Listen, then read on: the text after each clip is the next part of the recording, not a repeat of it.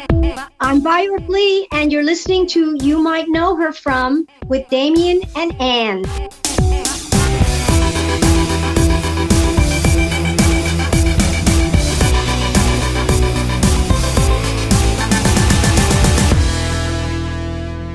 Can I just tell you what I did?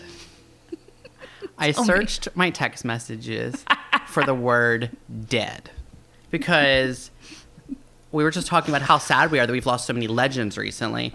And I'm just looking, and the text messages 1, 2, 3, 4, 5, 6, 7, 8 text messages. The top 8 of my phone, all from 2021, are you and me being like...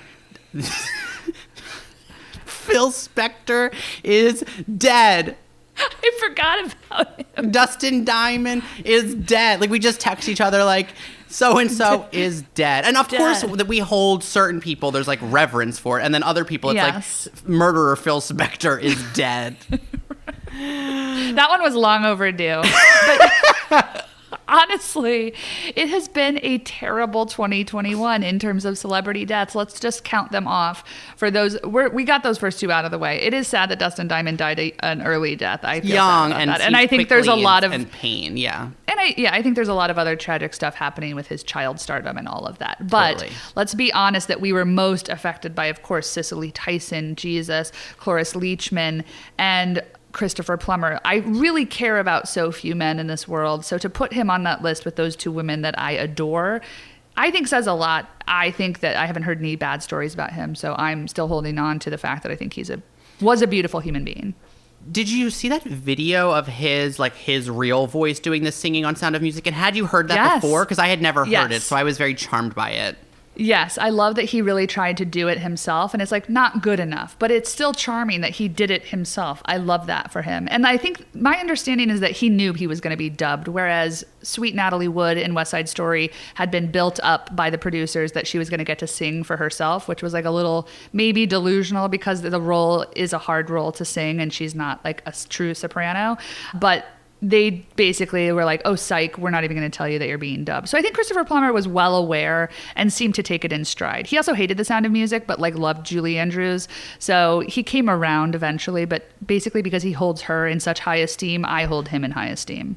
You'll tell me if this is gauche to talk about on the record, and we'll we'll get it out of there clean. But, we had been in correspondence with Cicely Tyson's manager for quite a while about trying to make it happen. And, they told us that she was writing her memoir and that, maybe she could come on when she was ready to promote it. And of course, it just didn't happen in time. We hadn't been in touch with them recently, but it felt amazing to even get a response from a legend like that, from her people. And that loss feels really great. She was a trailblazer and also so fucking talented and also wanted to be working, was a person who was wanted great roles still well into her 90s, when I just think she was the best. One of the finest that we ever had. Yeah, agreed. It was a total honor that we even got a response. And I'm reminded too of last year or the year before when we were really angling hard for Diahann Caroll and then she passed, and it was just so heartbreaking. Not because we are important to the Diahann Caroll story, but just because she was important to us, and it's important that we try to get these women on the record because these are the people that we love. These are the performances that we love. So, it was weird to realize when Damien texted me today that we're at our 2-year anniversary of doing this show. So happy anniversary to us. We've been, putting this show out for 2 years as of this February 2021. And I feel like we've really seen the whole, we've seen people come and go, and that feels sort of sweet and heartbreaking, but we're still plowing. Come and go. And also, just to add a little bit of levity, been arrested. We have a working spreadsheet. It says Felicity Huffman. It says arrested because we had to stop following up with her agent at a certain point. Her agent was dealing with other media inquiries, so we had to put the brakes on that one for a little bit. But yeah, we are here. We are still trying to bring all of these women's stories to you. And, I cried about each of those women. I mean, Cloris Leachman, we tried for years, too, to get her. I mean, she's very important to me.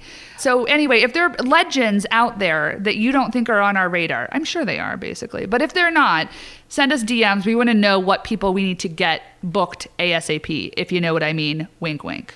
And with all that said, hello and welcome to another episode of You Might Know Her From with Ann and Damien. Oh, switching it up. I'm Anne. And I'm Damien, and we're so glad that you've joined us here for our show where we talk our usual BS with, I'm going to say today we added a little bit of sweetness, and then we interview a great actor of the woman persuasion in the second half of the show. While we're on this topic of loss in the arts, I think we would be remiss to not mention Bob Avian, who we lost like just last week. He was obviously choreographer, producer, directed the most recent revival of A Chorus Line on Broadway. And that's what we're talking all about this week, is A Chorus Line. This week, our guest is the great BAAYORK Lee, actor, dancer, choreographer, director. And, you know, she is maybe most well known for sort of carrying the torch of A Chorus Line and that legacy on.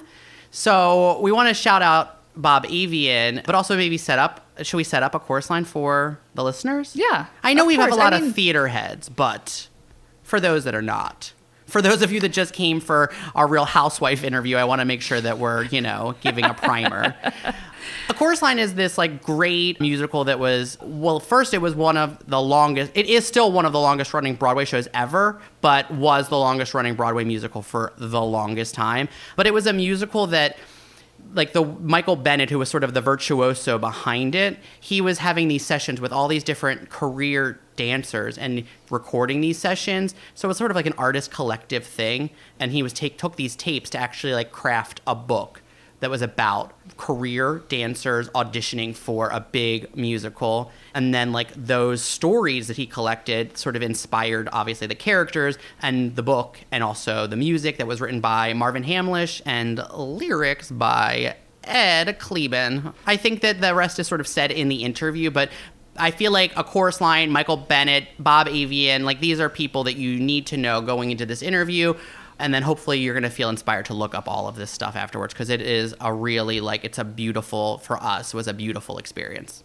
Absolutely. And if you really want to give yourself a true primer before you listen, you can watch Every Little Step, which is a documentary we talk about in the interview. It's streaming, I believe, on Amazon right now. So it's free to watch if you got that devil spawn known as Amazon on your credit card. Highly recommend.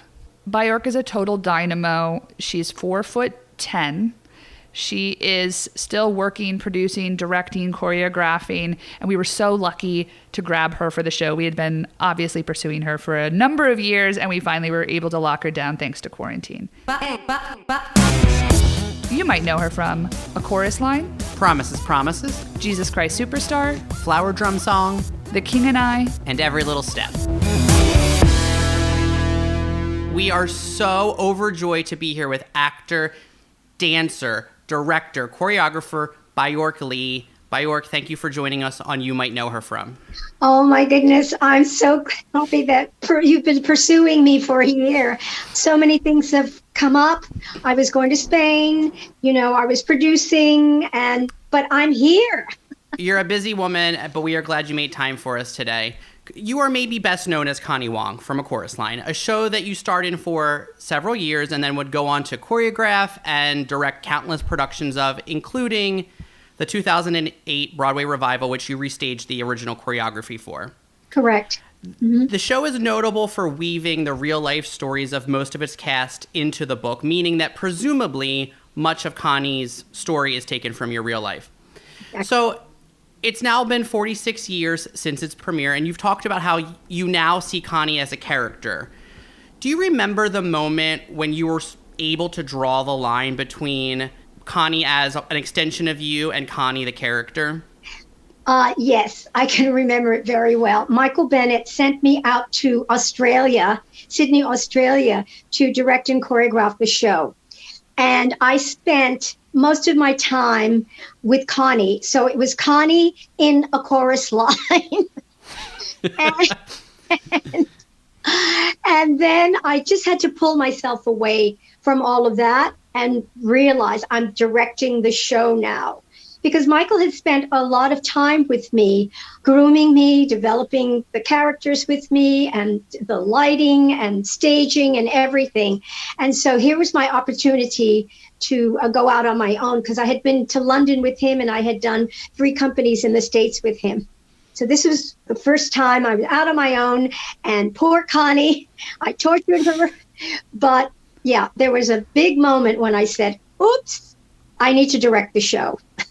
There's a cut song, allegedly from my research, from a workshop of a chorus line called Confidence that was supposed to be a duet between Connie and Richie, sort of addressing the pressures of being non-white performers in the theater industry. We also found some intel that said that there was supposed to be story about Connie being an assistant choreographer to Zach, much like mirroring your relationship to Michael Bennett. Can you tell us about Confidence and the Connie material that didn't make it to the final product? Well, first I'll start with the first workshop, and I was Zach's assistant, and there was really no Zach. It wasn't even a voice. And because I was Michael's assistant, and so the first workshop, I told everybody what the director wanted. So that was the first workshop. And then Michael Bennett called me and said, listen, I think we're going to put you in the show. And I said, no, I'm the assistant. And he said, no, we like your story. And I said, well, who wants to listen to a short Asian girl that wanted to be a ballerina? And he said, Baayork, trust me, you're going to be on the line. So I'm on the line, but I'm also assistant choreographer and dance captain. So I've had many, many hats before we even started.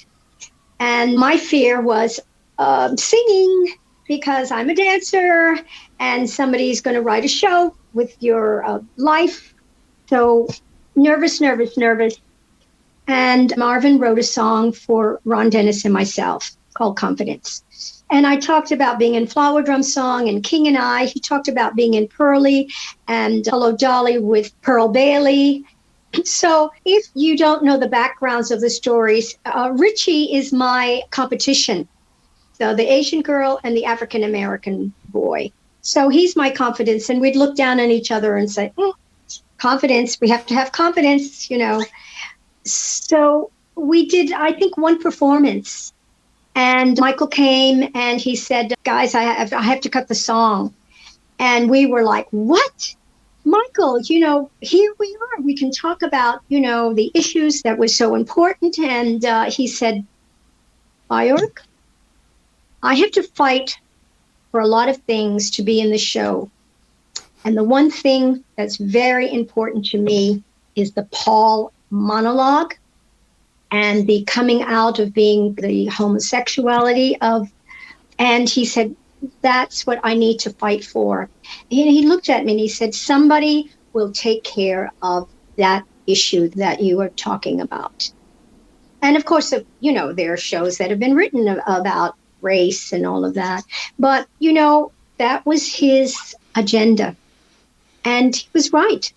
I believe he was right, because at that time, nobody spoke about the things that Paul talked about in the show. I was upset. I was hurt, but it was the right thing for the show. In terms of like how much collaborative interaction or input you had at that point, was it just a bitter pill that you had to swallow, or was it a conversation at all?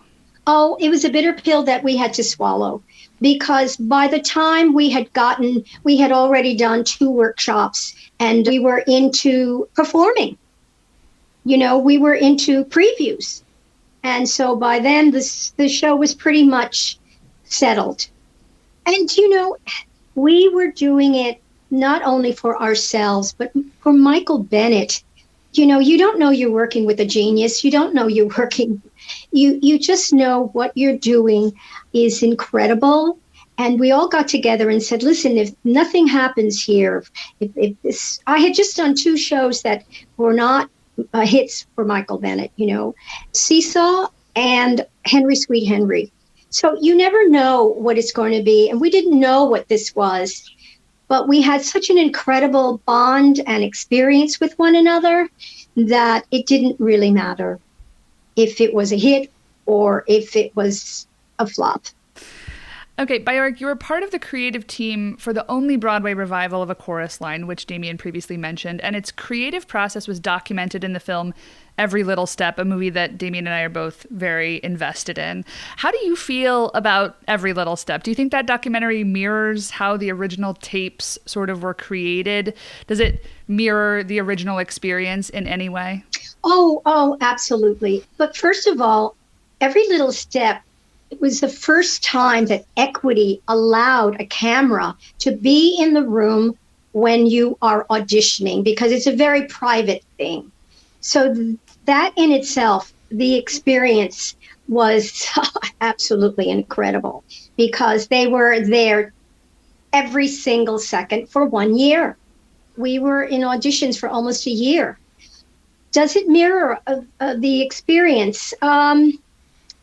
Absolutely. When Michael was grooming me to take over, and he would say, Baayork, be sure that your auditions are long and very involved, and take your time, because all of your work in rehearsals will be taken care of if you select the correct character and person.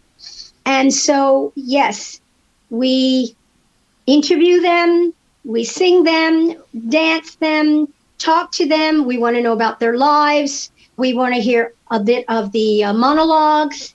We teach them the songs. Yes, it mirrors exactly what a chorus line is, but not every show needs that. The Rochelle Rack, Deidre Goodwin sort of like side by side that the movie ended up painting was so painful, but also like we love Deidre and had Deidre on the show. Yeah. But I feel like they were really painting Rochelle Rack as sort of this lifetime hoofer who sort of fit the bill, but then ultimately, you know, didn't get the role. It was heartbreaking. Well, that's what, you know, that's showbiz. Yeah. That experience was really tragic for her, because, you know, the casting director came out and said, you know, we've got to have an answer now. She wants to know now. And, you know, Bob Avian hadn't made up his mind. He was just pushing, you know, or they were just pushing. She needs to know now. She needs to tell her friends or tell somebody. I don't know. And, you know, he just said no. Who knows where it could have been? You know, she could have come back again. Deidre could have come back again. It, you know, the results would have been different, but at least he had a chance to see them both again. Mm-hmm. So I think it was tragic. It is. It's tragic to watch. It's heartbreaking. Yes. Yeah. You know, I'm happy for Deidre. Of course. And that season, you know, and we changed the whole scope of the role, which was African American, you know. So I do believe things happen for the best. Yeah, Deidre Goodwin is a legend as far as I'm concerned. Love her. Okay, Baayork, it's been announced that Ryan Murphy is turning a chorus line into a 10-episode series for Netflix. Have they approached you to be involved in this yet, and do they have your blessing? No, they have not approached me, but John Braylio has been pitching this for years. And of course, he's been talking to me about it, but nothing has been set, nothing has been written, nothing has been nothing. It was just an announcement. If you're not hired as a consultant at the least, we will be showing up to Murphy's house. Not joking. It's like, it's because it's a like boycott. Yeah, I think he knows better at this point based on his involvement in Pose that he needs to have the people that were there to be. That's what happened with the film. You know, I was going to go in as a consultant. I was rejected. All of the original cast wanted to go in to be seen, or, you know, we were all rejected. Of course, he's, you know, wanted to do his own show. The only thing he used was the tap number from the original choreography. Everything else was, yeah. It's not great. Oops. Oops. It's very strange because when you go to Asia and you go to Europe, they hadn't really seen the show. And so that's all they had. And to them, that was the best thing since sliced bread. You know, in fact, when I took the first American company to Asia and to Europe, we were sold out because people saw the film, they loved it, and then they wanted to see the show. So, of course, they came out going, oh, my God, it's so different. You know, wow. But they had no reference. The film was the only thing that they had seen. Okay. Baayork, You had danced for many famous choreographers, including Michael Kidd and Peter Gennaro. But once you worked with Michael Bennett on Joyful Noise, you became a Michael Bennett dancer. What was it about the style and quality of Michael's choreography that so perfectly aligned with your particular skill set?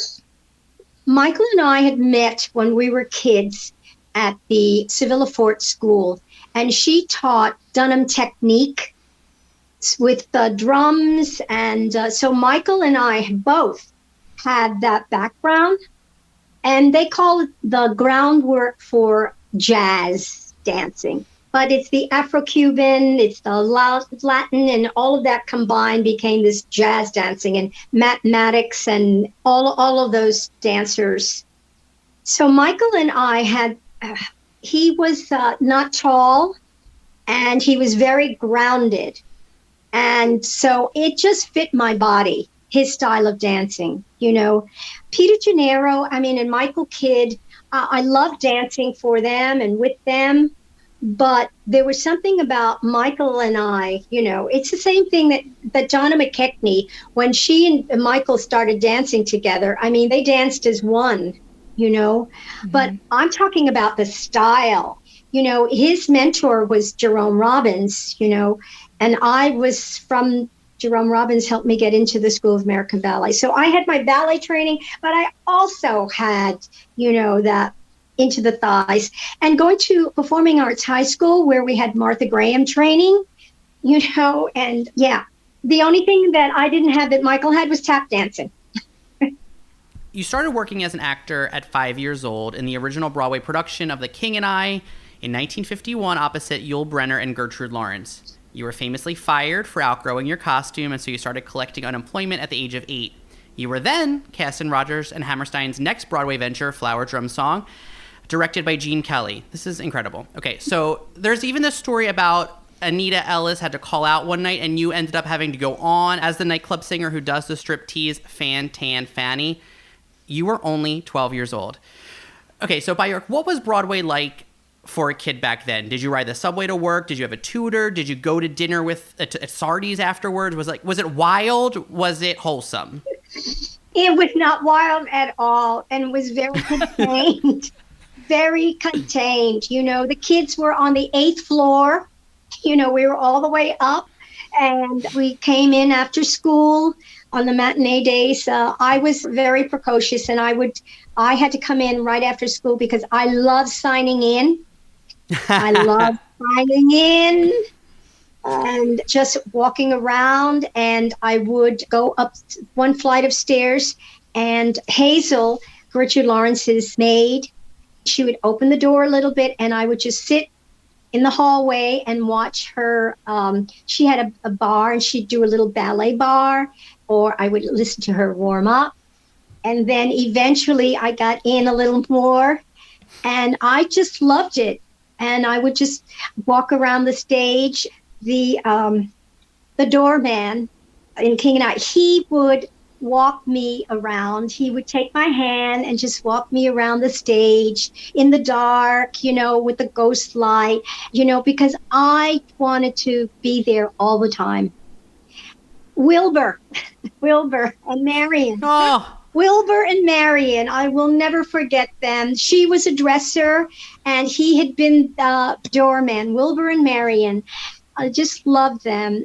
And then he was still there when I was doing Flower Drum Song. Wilbur and Marion, oh my goodness, yes. And I just loved it.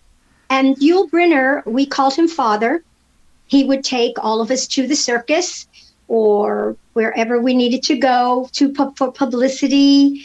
And because I was on a white contract, because they had pink contracts then and white, so I started out as a principal. And I was invited by Dorothy Sarnoff to have dinner between shows, Sardi's. Elegant. And I had an account at Sardi's, and my mother would walk me down, and Tony the doorman, big fat Tony with a big umbrella, would escort me in, and Dorothy Sarnoff, I would have dinner with her. Not all the time, but, you know, yeah. It's very cool. Very cool. And then I got on a pink contract. Where's my career going? Okay, Baayork, the American musical theater is many things, but it is not known for its diversity still. And you are a New Yorker with a Chinese father and an Indian mother, and you've worked consistently performing in over 11 Broadway musicals. Can you talk about those early days auditioning and working in those predominantly white spaces? Well, first of all, King and I didn't have to do anything except be myself. And when I went to the auditions for Flower Drum Song, Richard Rodgers remembered me. And voila, I'm in his second show. So now I have 2 Broadway shows under my belt. And I did realize that I had to study. That was my desire. And so it was pushing my mother to ask the dancers, where did they study? Going with, to School of American Ballet and then going on to Performing Arts High School. I only worked as a kid. I worked in Golden Boy. I came in as an understudy as Shoeshine Boy. In Here's Love, I was one of the kids.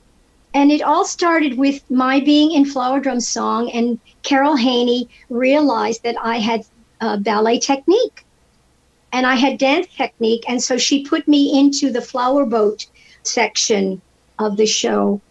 And when I graduated from Performing Arts High School, like the next day, I got a phone call from Carol Haney. And she said, listen, I'm doing a show. And I said, well, I'm supposed to go to Juilliard and I'm supposed to go to college. And she said, look, just come for the summer. It's called Bravo Giovanni. Come for the summer. We're going out of town. And then who knows if it'll even come to Broadway. And of course, it came to Broadway. We were at the Booth Theater and we didn't run very long. And I'm sitting on the fire escape and looking across the street and they're painting a sign. It's Mr. President, Irving Berlin's, musical. And I went, oh, wow, I got to go back to school and whatever. And I went to the audition and Peter Gennaro hired me because they needed some diversity in the White House. And so I represented Thailand. I was an Eskimo girl. I also played Nanette Fabre's groceries girl. I carried her groceries. I always came in as a kid. And then when they saw that I could dance, the choreographers put me in the show. The same thing happened with when there was a knock on the door at Mr. President, and they said, a man upstairs wants to see you, and he gave me his card. He's doing a show. It was Norman Jewison who was going to direct Here's Love. And I went in to be one of the kids in the show.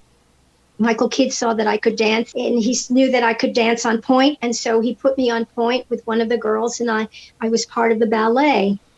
So it was great because then Elliot Lawrence was the musical director and he said, listen, I'm doing a show with Sammy Davis and we need a shoeshine boy and we need, whatever, come and audition. And I got it.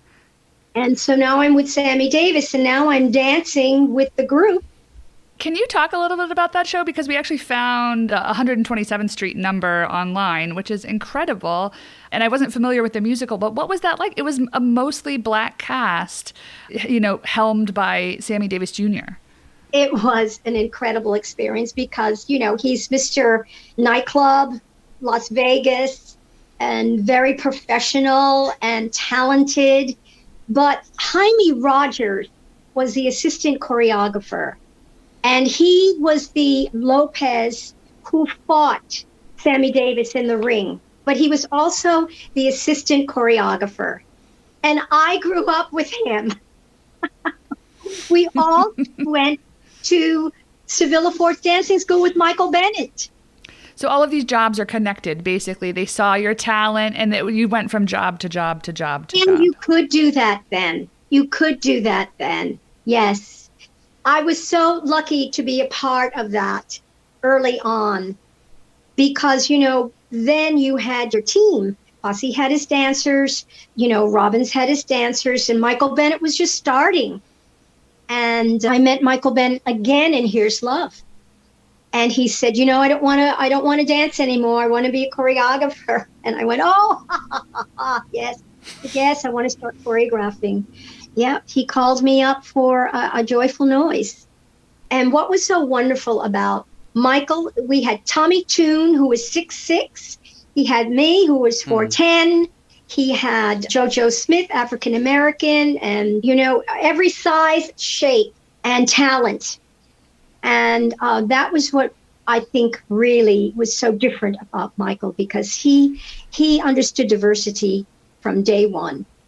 The Clog Dance from Joyful Noise is also online, and it is, to your point, like Tommy's legs are so long and yours are not as long, but the extension in your gallop, it is like so thrilling to watch. I mean, Baayork, we really have fallen down all of these wormholes in research, and it was just like, oh my goodness. I mean, it is really like a revelation to watch the leg gallop. And we were like, oh, I'm glad I found this today. Yes. And did you get to see Henry, Sweet Henry, Poor Little Person? Of course, with Alice Playten. Yes. That part where she has her hand up against you, I feel like you're keeping that line of girls behind you. You were like, I was like, oh, we know Baayork is there keeping those women in line. Yeah. And your long braids, you're just like so stunning, and you are just it has been a thrill to discover some of this. Oh, I'm so glad. I'm so glad that, unfortunately, I've been on a couple of panels, and I think people aren't interested in the old musicals anymore. I think it's always good to go back, and do a King and I, and do a Flower Drum, and do all of those.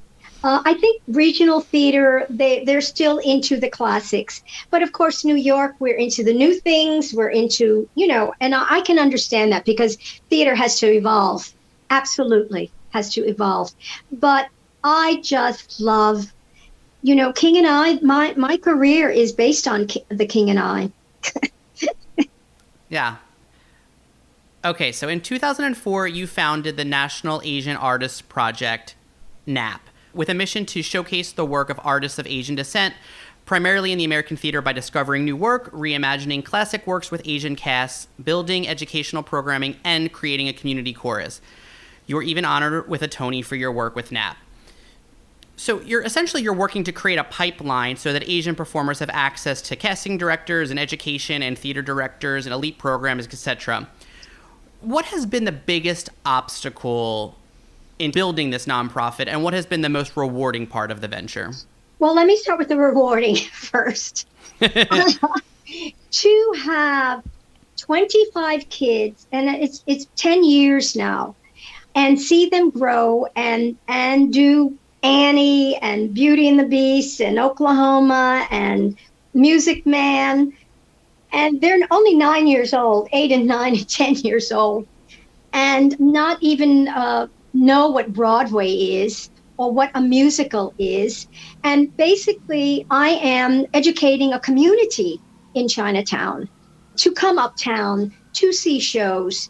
And 10 years later, Miss Baayork, look at my bag that I got. My mother took me to see Lion King, and I start to cry, because they are now they understand theater. And we've just had a reunion 2 days ago, because this is the weekend, Martin Luther King's weekend, that we go to Atlanta to compete with 6,000 other kids from all around the world, around the United States, who love musicals, the Junior Theater Festival. And we are the only group from New York. We are the only Asian group, and we are the youngest group. And so we are rock stars now. But we had, we couldn't go this year because of COVID, and we had no time to rehearse. And to see our alumni, who now 2 of them are at Cornell. We have 1 at MIT. We have 2 at LaGuardia High School. It just warms my heart. Those are the wonderful points that I just love about forming this company, because I think it's more of a community for them to come to. I get a knock on the door and I open it and who are you? I'm Harry Lin from China. I heard about your company. Can I be an intern for the summer? There's a place to go to now. It's not just we're doing shows and then, off you go and you're on your own. You can join the choir. You can be in a show, whatever. So that's the wonderful part about it. The hardest part is keeping it running and fundraising and galas and all of those things that I don't, that I'm learning how to do. And I have some wonderful mothers and friends helping so that we can continue because, at some point I went, I don't know if I can do this because I'm in Spain with Antonio Banderas and then I'm on Broadway showing da-da-da. And how can I do this? But I do have some wonderful people helping. That's the hard part. But it's also just incredible because I feel like you're building this community center in Chinatown, which is where you grew up. I mean, it's just kind of fantastic. Yes, I want the hometown girl makes good. Yes.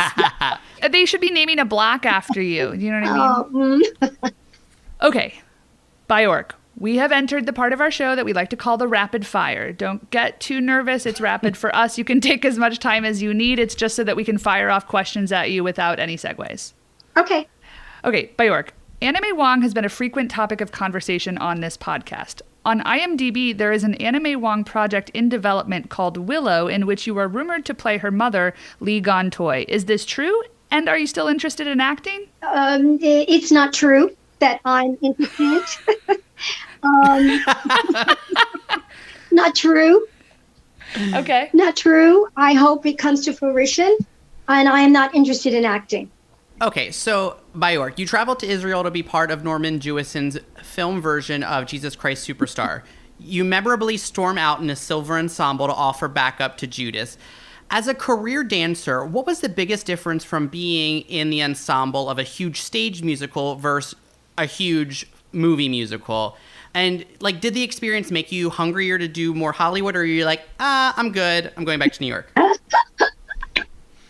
Well, I was so lucky to be with dancers who were theater dancers.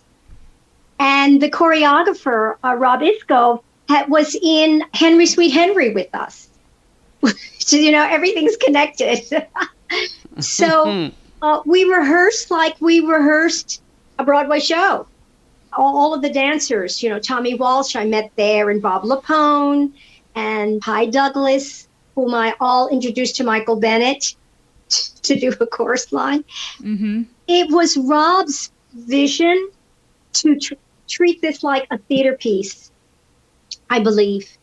And Norman Jewison, the way he shot it, we danced as if we were in a theater. Unfortunately, we were out in the desert with sand in our mouths. It was very hard. It was 125 degrees every day. Oh. We had to stop every 20 minutes to have salt pills.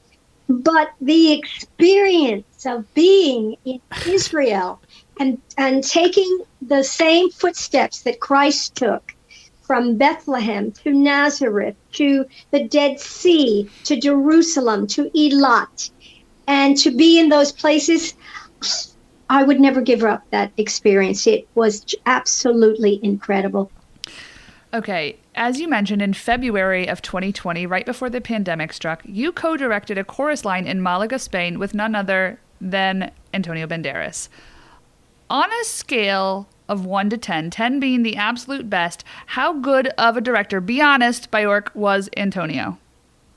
How good a director? Okay. Yes. Well, I directed the show. He co-directed the show. Yes. Co-director in this sense means, I'm just trying to be truthful, Yeah, I'm listening. Because he didn't know the show. He learned the show from me. And I can say right now that he absorbed, and he is such a good director because he listened. He was at all of my auditions. He knew the process. He understood the backgrounds of the characters. He is such a good actor. He absorbed and he listened and never opened his mouth. Okay. I like that. He listened to you. He respected it. And then when it was time to direct the show, he said, you know the show, because I was going to be doing Michael Bennett staging. If I was going to be doing something else, then he would be able to chime in. But I know he's a wonderful director. He really is, because he listens and he really knows the subject. Okay, Baayork. Miss Wong, your character from Promises, works in mimeograph. Being that you have said you were never a person who had an office day job, Baayork Lee, do you know how to use a copy machine?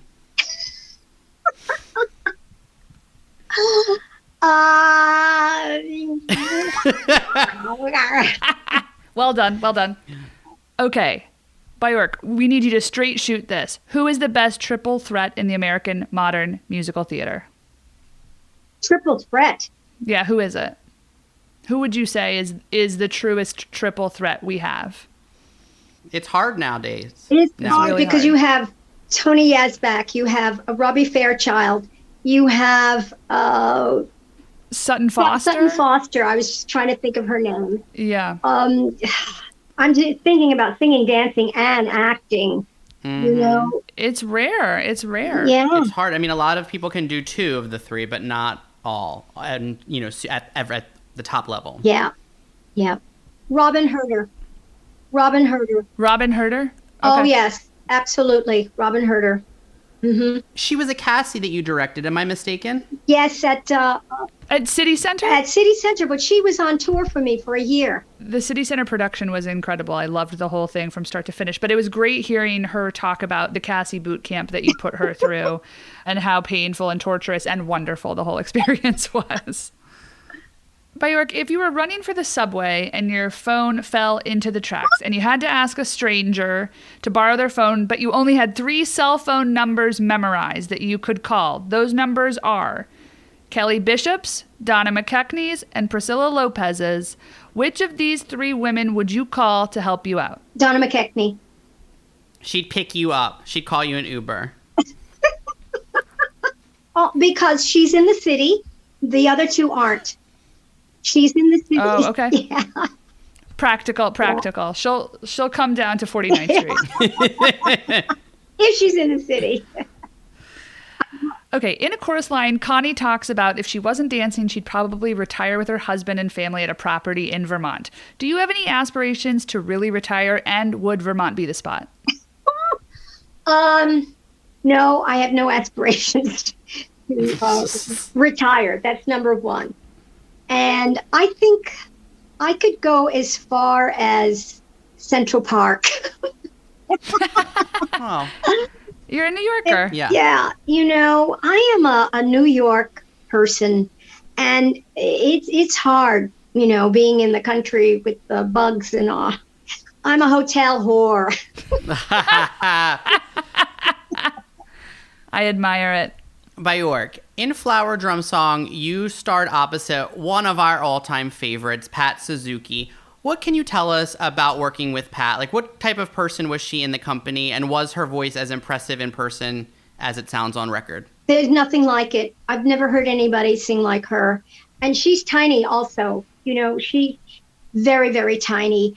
She was so American. That was like, it blew me away. I didn't see any Asian in her at all except her face. She was I enjoy being a girl, and she sang in nightclubs, and I bought all of her records, and I had bangs, and I had a ponytail. She influenced me like you would not believe. I wanted to be Pat Suzuki. Absolutely.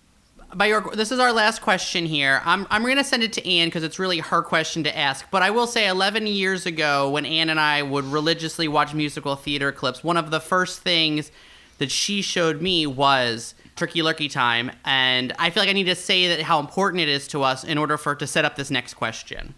Okay. For anybody who hasn't seen Lurkey Time, Go watch it now, come back to the interview. The story goes that you and your cast saw a chiropractor twice a week during the Broadway run of Promises, Promises, thanks to the infamous neckography in Turkey Lurkey Time. Baayork, it's incredible. Did Equity pay for that? And do you have a chiro recommendation for someone like us who identifies as a non-dancer? No, Michael Bennett had his chiropractor. I can't remember his name. Oh, my goodness. That we all went to. And, prices today is not prices like it was. Yeah. It was so different. And yes, I think we pay for it ourselves. What was the neck move called? How did Michael choreograph that moment? Was it called something, or he just did it and then you did it back? Yeah, he just did it, like all the things that he did. And I think that's how I got the job, because I could take notes faster and memorize, because Michael improvised all the time. But was it scary? The number seems like a terrifying number to perform. Or no, was it easy? Once you were in it, it was easy. Okay, it looks terrifying. Yeah, it is. Okay. Okay, just checking. Baayork Lee, this has been years in the making. Thank you so much for joining us on You Might Know Her From. It's been a total pleasure. This has been fun. This has really been fun. And you guys, you have your stuff together. You did your research.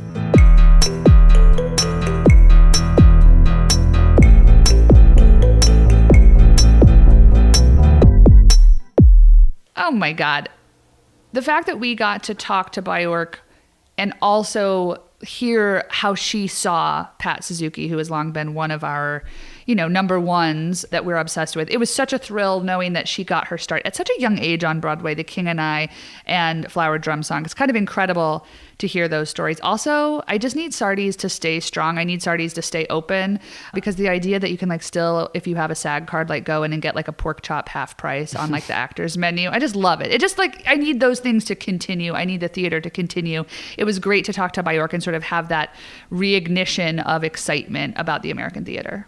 I love Sardi's so much. I also we've talked about the Muppets a couple weeks ago. The reason I knew what Sardi's was a kid, because of fucking Liza Minnelli going into Sardi's in The Muppets Take Manhattan, and Kermit having replaced her caricature. And it has been a staple in my life since I've lived in New York. So it's I love it. I need it to stay open forever. Also, if I can just say one of my favorite parts of that interview, and it's so petty, but it was, so the project Willow about Anna May Wong is is in the works on IMDb, and it is written by Milan Breton and also starring him. It's all it's quote unquote all rumored on IMDb.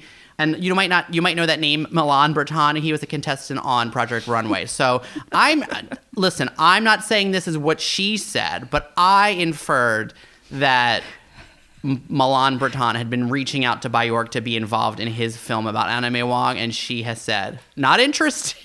Not interested. No, did you also read that energy? Oh, completely.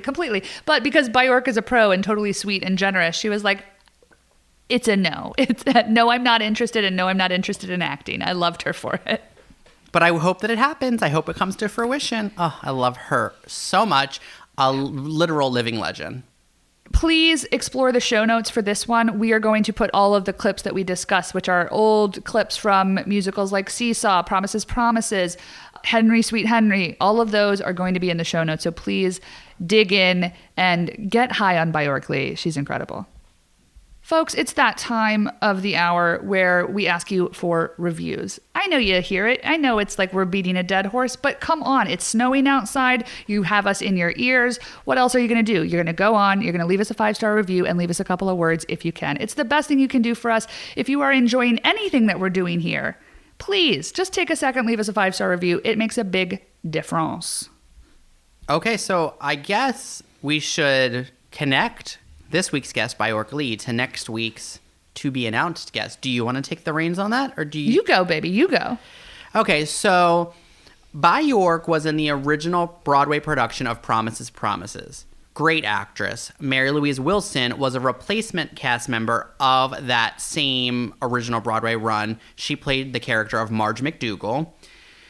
So Mary Louise Wilson was also in the revival of The Women with next week's guest. Now, you might be thinking, oh gosh, folks, you already had Julie Halston and Heather Matarazzo from that revival of The Women. Well, guess what? We have another cast member from it, folks. So giddy up, buckle up, go to IBDB and see that cast list, and then just like imagine which woman it could be, because I'm going to tell you this one clue. It's not a man.